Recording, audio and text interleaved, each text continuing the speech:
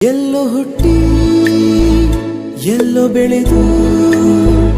ಸೇರಿಕೊಂಡು ನಮ್ಮ ದಾರಿ ಬದುಕು ಎಷ್ಟು ಚಂದವೆಂದು ಸಾರುತ್ತಿಹುದು ಸಾರಿ ಸಾರಿ ನೀವು ಅಂತ ಶುರುವಾತು ಮೊದಲು ಲೋಲೋ ಅಂತ ಈಗ ಬದಲು ನಮ್ಮ ನಡುವೆ ಎಲ್ಲ ಕೊಂಚ ಸಂಕೋಚವು ಕೈಯ ಹಿಡಿದು ಹೆಜ್ಜೆ ಬೆಸೆದು ಮುಂದೆ ಮುಂದೆ